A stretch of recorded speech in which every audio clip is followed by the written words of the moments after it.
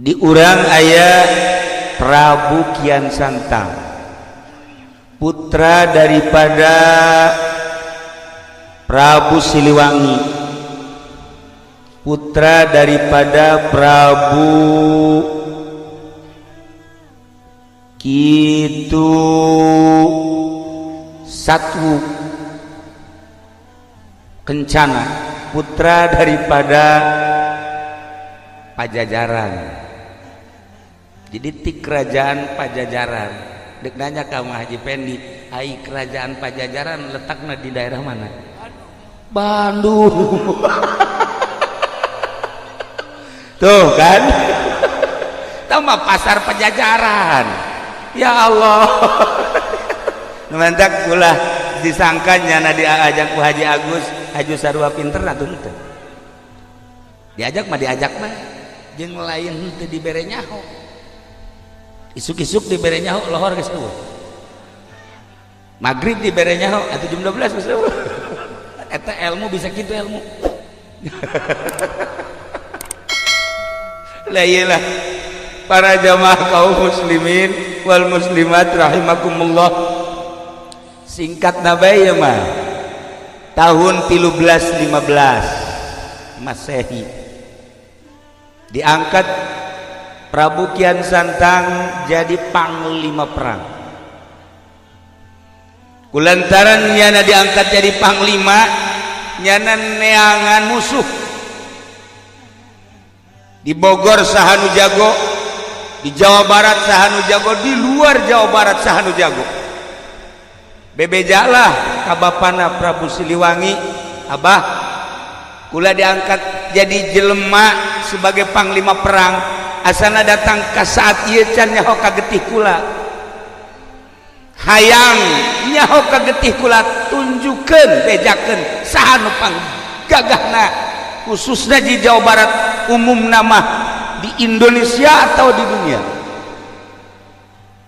Eta bapana teu bisa ngajawab, teu bisa ngajawab. Cek bapana eueuh deui nu panggagahna mah nu mantak anjeun diangkat jadi panglima teh saat ieu mah anjeun nu panggagahna. Eueuh deui. Perang jeung sahabat ge moal anu mahi ka anjeun mah. Keur ngobrol kitu jol aya aki-aki.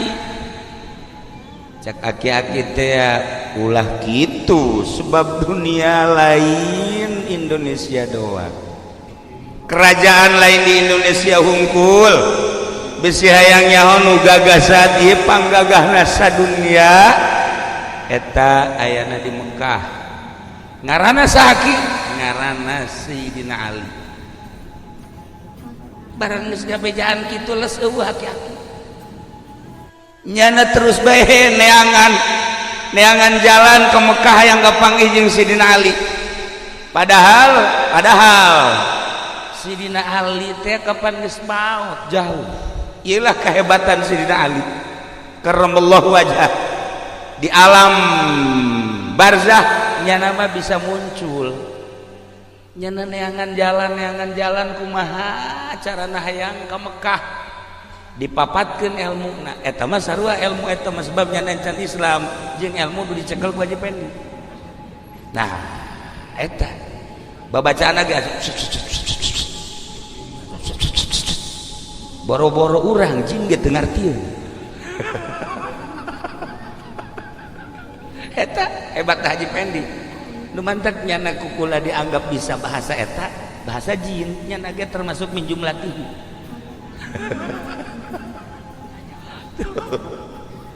Akhirnya dibaca babacaan eta langsung sehiber datanglah ka Jeddah. Begitu datang ke Jeddah, luak-liuk tanyaeun eueuh. Begitu tanyaeun eueuh ka saha, ieu sinanya katinggali di kajauhan aya aki-aki. Diudag punyana, barang diudag teu beneran kapanggih jeung aki-aki teh ditanya mirip-mirip jeung anu harita aya di kerajaan. Aki-aki teh asa siga kieu. Lah lamun kurang di dalam meureun siga si eta bae aki-aki teh. Ngana itu mah gagah ieu mah wallahu alam. Tah barang nanya aki hari ieu negara naon Jeddah Jeddah ke Mekah deket ke cak aki emang aya naon kula yang kapanggih jeung ngaran Sidina Ali bejana pangjagona bener cek yana bisa mun hayang kapanggih lain bisa deui hayu dianter nah lamun aki daek dianter kula bunga luar biasa ya anter ayo dianter lempang sekitar 50 meter cek si aki aduh hampura jang tungked aki tadi tuh diurut ngobrol kurang tinggalin coba pang mawahkeun ka dieu pang mawahkeun cepet lompat langsung aya tungkedna di dinya cabut dicabut teas sakali teas dua kali teas tilu kali teas keneh bae sia tungked aya bae ngahesekeun ka aing dipapatkeun punyana bahasa cuas-cuasna nu tadi teh begitu dipapatkeun diangkat Masya Allah lain kaluhur bagi kehandap sekali deui angkat make papat anu luar biasa bagi kehandap katilu kali dinyakeun keluar getih sabulu-bulu didinya nyana ngahulang si aki datang deui yang aya tungkedna aya atuh lain diangkat beuki horeng ieu mah tungked meureun jadi ka jero teu bisa kaangkat ya bagi teu bisa kaangkat coba ku aki bismillahirrahmanirrahim diangkat jababari Masya Allah cekian santang babacaanna kok aneh babacaanna kok aneh cek aki-aki ente boga kesulitan naon bae boga kesulitan naon bae bacaan bismillahirrahmanirrahim lawang hese dibukana sok bacaan bismillahirrahmanirrahim mantap kaji pendi pernah harita lawang na dikunci maca bismillah ngencengan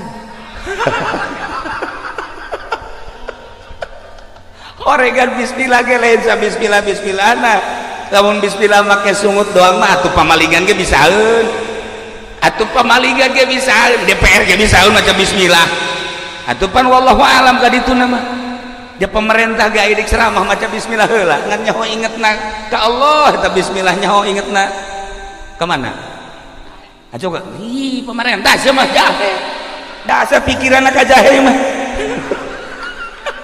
waduh dasar pamajikan keur maot geus maot inget ka dinya bae nya berarti bener ya mah tadi di mobil ge cenah kira-kira di Cikarang aya tuh aya mah aya sanu daekeun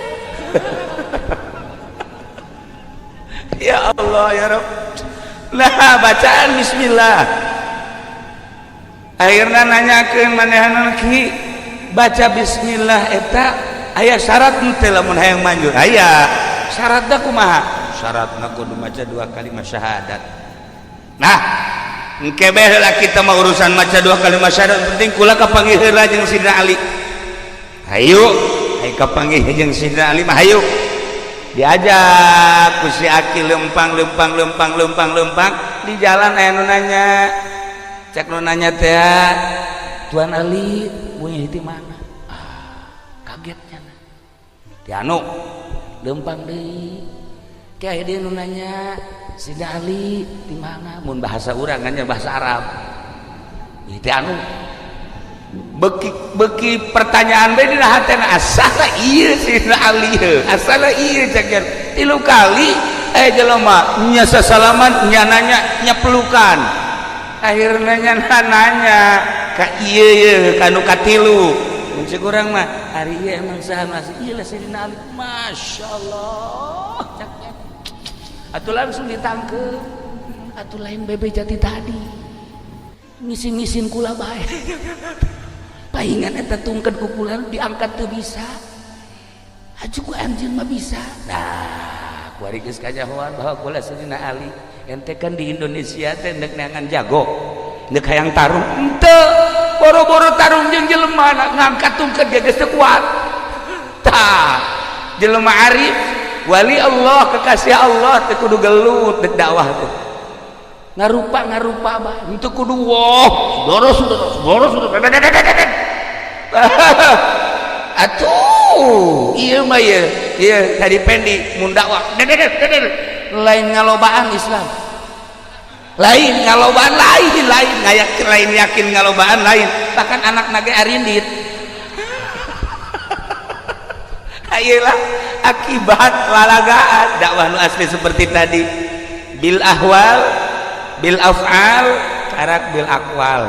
Masya Allah karim, kos gitulah akhirnya dipeluk sangat jadi peluk kula minta jampe nu tadi cek Sayyidina Ali bisa dibikin jampe nu tadi asal baca 2 kalimat syahadat. Ayeuna kaula dek baca 2 kalimat syahadat sok dibaca asyhadu an la ilaha illallah wa asyhadu anna muhammadar rasulullah, beres langsung berangkat ke Indonesia. Hibar teu bisa lantaran babacaan anak nu tadi makan babacaan Hindu, kuari makan geus Islam, unyana dibaca babacaan anu tadi teu manjur.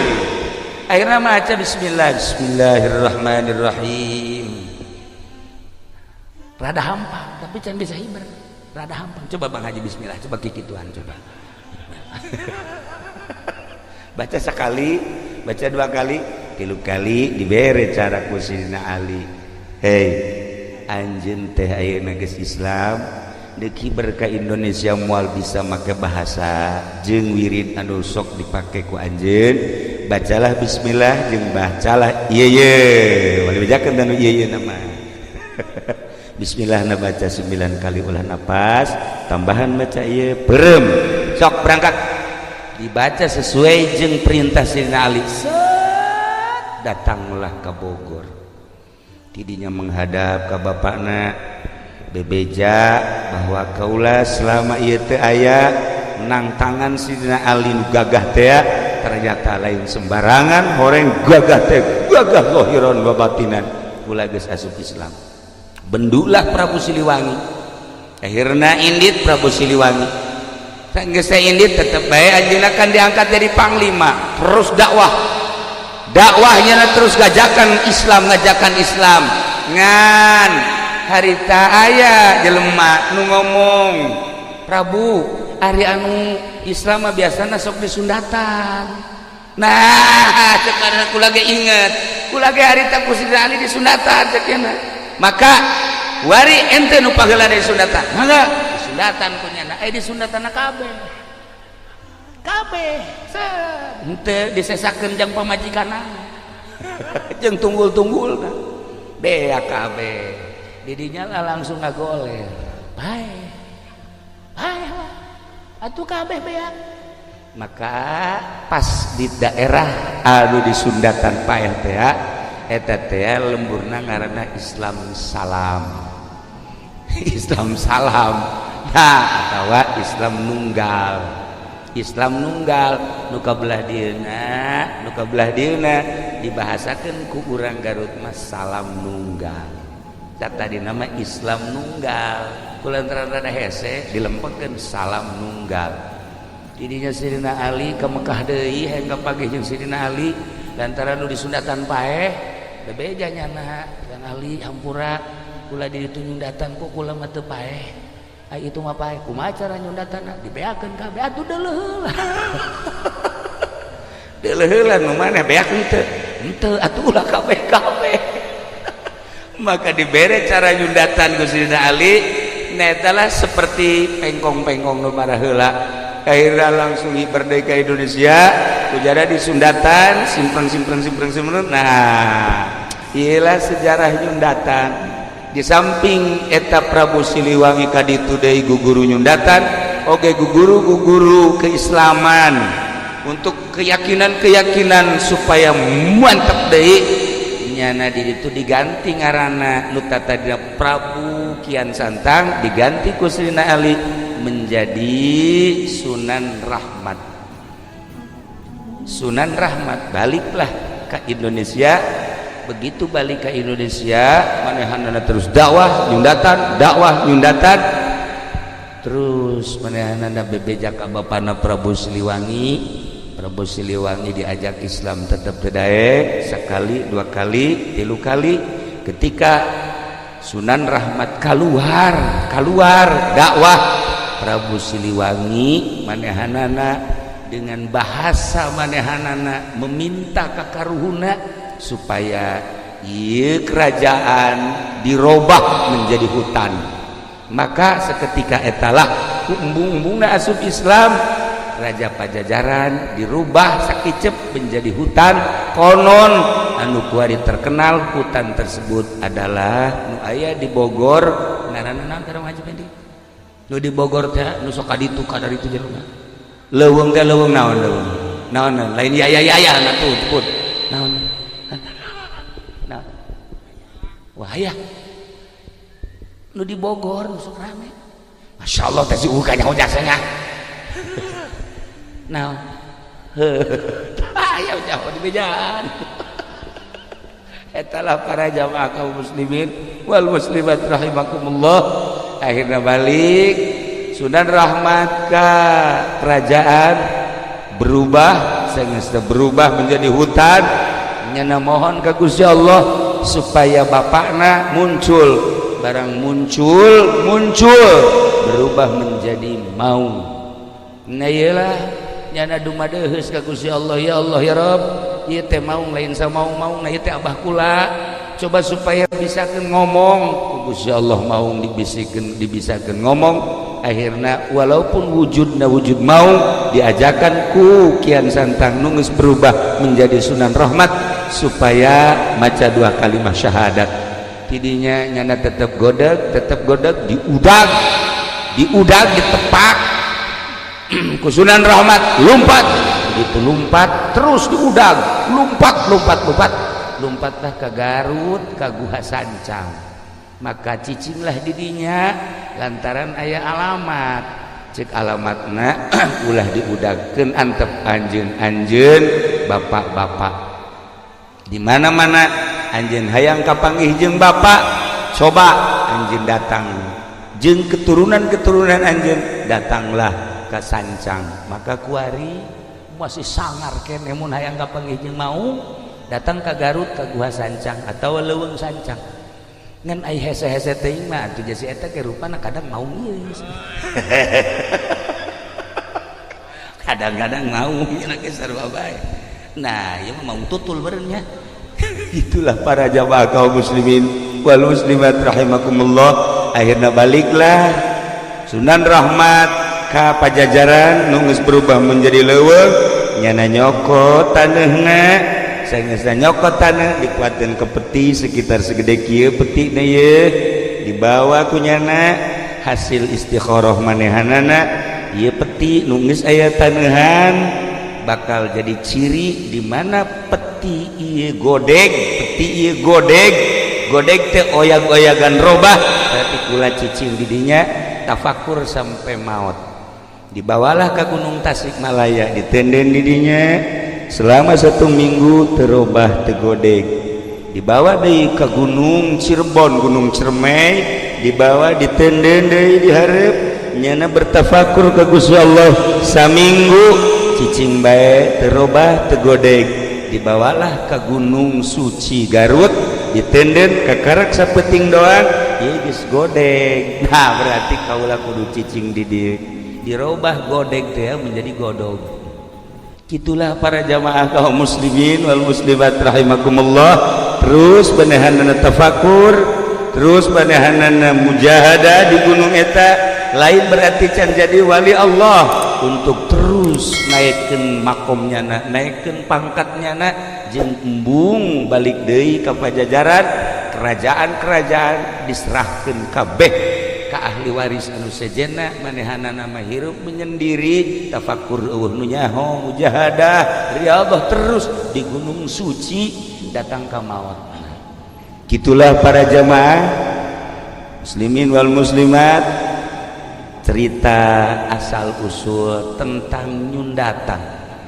Berkeliaranlah akhirnya guru-guru anu bisa nyundatan asli dari Sunan Rahmat, terus ke Karawang, terus ke Cikarang, terus ke Tangerang, terus ke Serang, terus ke mana-mana. Baheula mah di Sundatan sekaligus aya babacaan khusus di Sunan Rahmat ti dituna ti Sayyidina Ali karramallahu wajhah.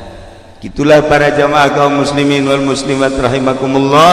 Maka mautlah anjeunna di luhur gunung suci godog kita tadina godeg, kemudian aslina nyana ngaran Prabu Kian Santang, dirobah diganti ku Sidina Ali menjadi Sunan Rahmat Suci Godog, berarti keturunan Pajajaran.